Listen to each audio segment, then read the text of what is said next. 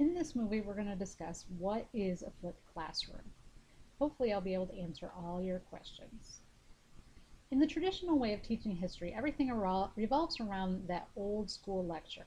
It's what we remember as kids, what your grandparents remember as kids, and we all know how boring it can be. In a flipped classroom, everything is completely different. It's a different way of teaching. It takes the lecture out of the classroom.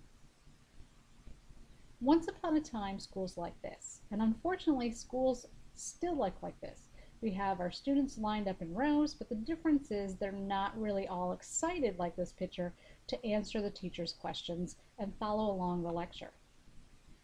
Instead, we have something like this.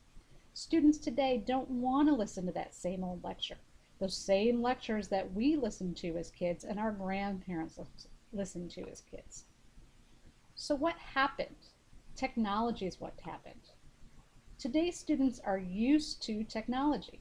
They're used to smartphones and YouTube, watching TV, playing video games, being online. Everything that they've grown up with is completely counter to that old school lecture. In a flipped classroom, we bring in some of that technology. The teacher records their lectures using that technology and posts them for our students to view. They can view them on their smartphone, on YouTube, on the internet, on those devices that they're constantly have in their hands. The students view the lecture and take their notes as homework.